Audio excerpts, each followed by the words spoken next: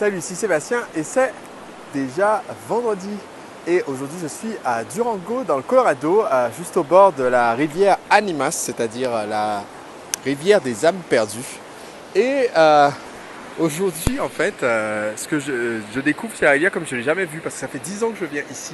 Et en fait c'est la première année en 10 ans, pour des raisons peut-être de réchauffement climatique, où il a neigé dans la région 400% de ce qu'il a neigé les années précédentes. C'est-à-dire il a neigé là comme il neige normalement. Ce qui fait que cette année, la rivière est à son niveau le plus haut depuis 10 ans. Et il coule, je crois, 5000 mètres cubes secondes d'eau là-dedans. Et donc en fait, j'ai déjà été faire du rafting là. Et selon les années, c'était très très différent. Mais là, il y a 15 fois plus d'eau qui circule que la dernière fois que j'ai fait du rafting. Il y a même des vagues, je veux dire. Il y a même des panneaux un peu partout pour dire aux gens, voilà, faites du scout, c'est-à-dire faites des reconnaissances à pied avant de descendre les rapides. Et on vous conseille de porter votre bateau ou canoë-kayak près du rapide qui s'appelle le Smelter Rapid parce qu'il est trop dangereux pour le faire en bateau. Il y a des endroits où il y a des creux énormes, et ici c'est pas du tout un des endroits les plus difficiles. Là c'est un des endroits pratiques et sympas de la rivière. Et en fait, à quoi ça m'a fait penser, c'est le fait que il y a une expression en anglais qu'on n'utilise pas trop en français qui dit A rising tide lifts all boats. La marée montante fait monter tous les bateaux. Et dans notre monde de l'entrepreneuriat, on a connu au cours des dernières années une énorme marée montante, c'est-à-dire il y a de plus en plus de personnes qui sont disposées à acheter des produits et des services via Internet et ou à acheter des produits et services à des gens qu'ils ont découvert via Internet et sans forcément passer par une recommandation, par les pages jaunes ou juste prendre entre guillemets le leader du marché multinational. Et donc ça a été au cours des dernières années une énorme chance, et je pense que ça va continuer de l'être avec l'arrivée des pays notamment d'Afrique francophone, etc., etc.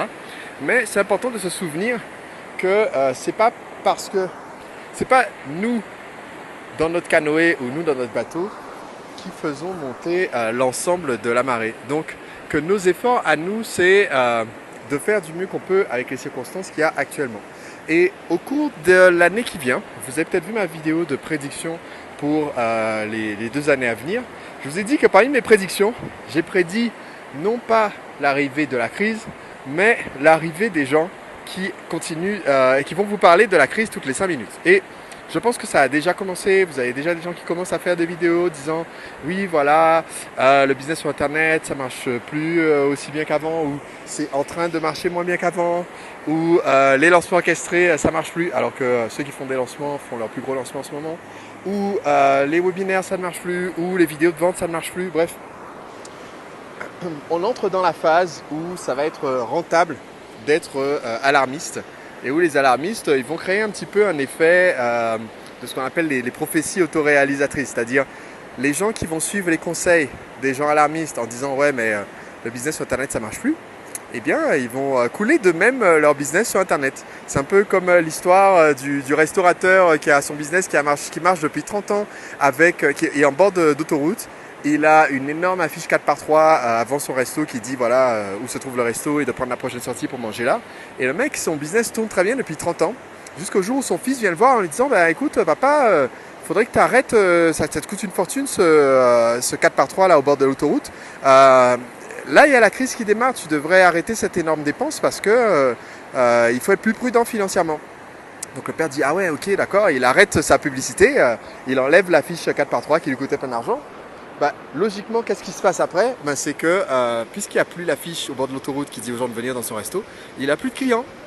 Et 1 an plus tard, quand il est sur le point de fermer le resto, il dit à son fils, voilà, tu avais raison, effectivement c'est la crise, heureusement que tu m'as prévenu, comme ça j'ai pu économiser un peu en faisant moins de dépenses publicitaires.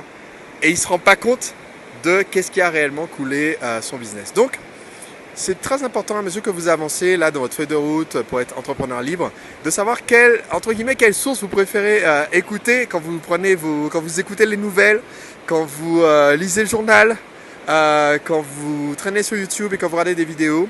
C'est très rentable de vous prédire la crise et de vous dire que ça va bientôt être la fin du monde et qu'il faut arrêter de faire du marketing et qu'il faut retourner prendre un job salarié, ou alors qu'il faut J'en sais rien, moi.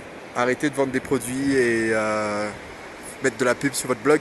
C'est très rentable de dire aux gens, voilà, il faut avoir peur. Mais c'est souvent pas un très bon conseil. Donc si vous voulez continuer à avancer de vendredi en vendredi, il faut le faire avec confiance et optimisme et pas en étant dans la peur panique qu'on peut essayer de vous vendre au cours des prochains mois et des 2 prochaines années. Donc dites-moi, où est-ce que vous en êtes de votre projet de devenir entrepreneur libre et où est-ce que vous comptez en être d'ici à vendredi prochain? C'est parti dans les commentaires.